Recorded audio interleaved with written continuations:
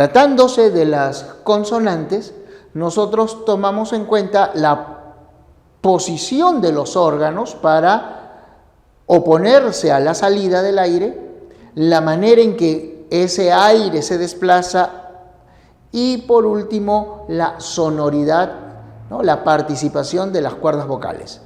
Entonces, atención, según el modo de articulación, es decir, si tomamos en cuenta la mayor o menor obstrucción de los órganos a la salida del aire. Estos órganos de la articulación son los labios y la lengua, que como se mueven, se denominan órganos activos.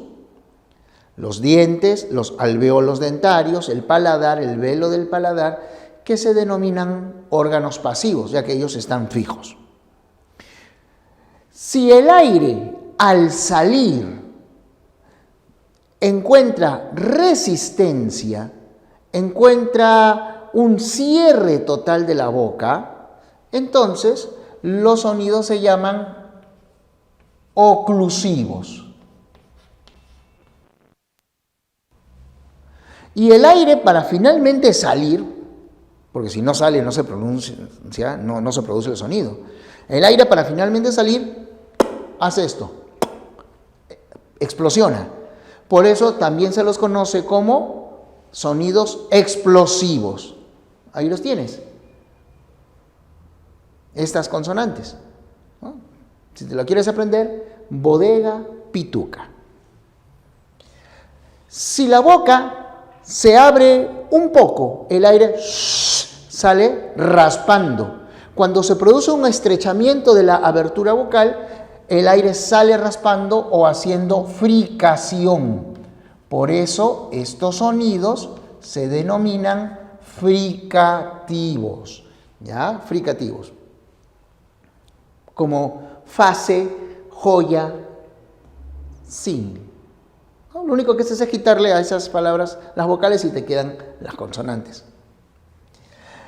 Este sonido, que es el de la che, es una combinación de los dos anteriores. Es decir, hay un cierre total primero y luego, para que salga el aire, no se abre todo, sino solo se abre un poquito, se estrecha. Por eso, por ser una combinación de los dos, el sonido se denomina africado. Ches. Para producir estos dos sonidos, la lengua se extiende, la lengua cierra. Entonces el aire se escapa por los costados de la boca. El aire se desplaza pegado a las caras interiores de las mejillas, los lados. Por eso estos sonidos se denominan laterales.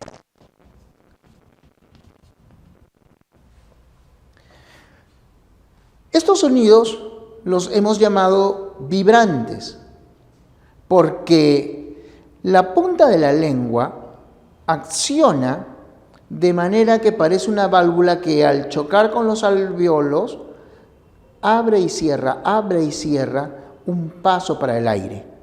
Entonces se produce en este movimiento una vibración del aire cuando pasa. Esa vibración puede ser simple, una sola vez, caricia, aro, o puede repetirse, puede ser varias veces, ra, re, ri, ro, ru. Entonces, múltiple.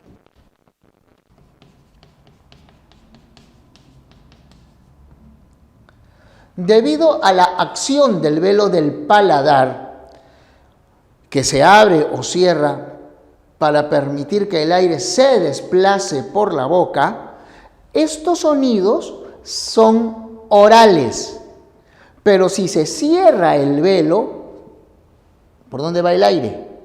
El aire sale por la nariz. Así que estos sonidos se denominan nasales, ¿no? Mañana, ahí tienes, M-N-N. ¿Qué ocurre cuando nos resfriamos? Hablamos medio raro. Fíjate.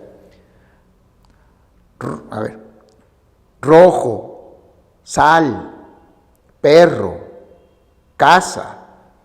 Mi pronunciación no cambió. Mamá, niño.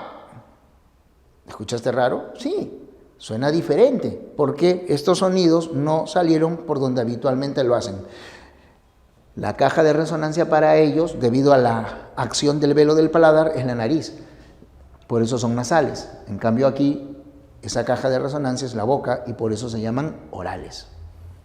Luego, si tomamos en cuenta el punto de articulación, es decir, el lugar donde toman contacto los órganos activos, lengua, labios, con los pasivos, es decir, según dónde los choca, dónde los toca, podemos hablar nosotros de sonidos bilabiales o simplemente labiales.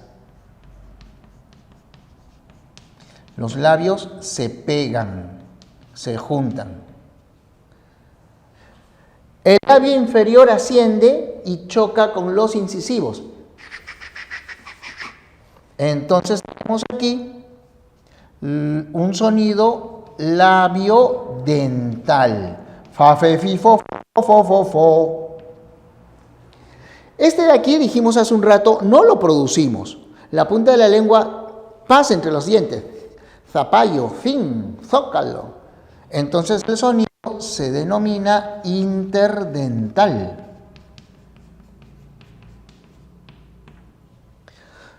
Para producir estos dos, la punta de la lengua choca la cara anterior o posterior de los incisivos, o sea, los dientecitos de conejo. ¿No? Como un dato. Por lo tanto, estos sonidos se llaman linguodentales o simplemente dentales. Para estos otros, ¿no? Por ejemplo, lana rosa, la punta de la lengua sube y choca con los alveolos, es decir, con esas bolsas, esas cavidades donde se insertan la raíz de los dientes. Esas cavidades se llaman alveolos, por eso el sonido se denomina lingoalveolar, ¿no? Tenemos 4 sonidos, entonces son lingoalveolares. El dorso de la lengua, porque la lengua se eleva, el dorso de la lengua choca ahora con la parte superior de la boca, ¿no? Con el techo de la boca, es decir, con el paladar. Por eso estos sonidos se denominan linguopalatales o simplemente palatales.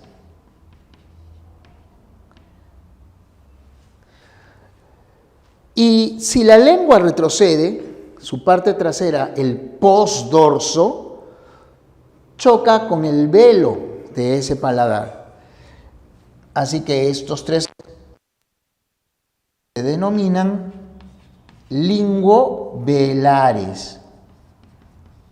Como puedes darte cuenta, la clasificación es bastante sencilla y toma en cuenta los órganos, ¿no? En el propio nombre ya tienes tú la diferenciación.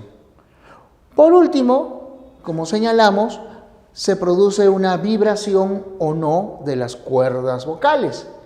Así que nosotros podemos distinguir entre sonidos sordos, estos que se producen sin vibración de las cuerdas vocales, y sonoros, los que, como indicamos hace un rato, sí producen esa vibración.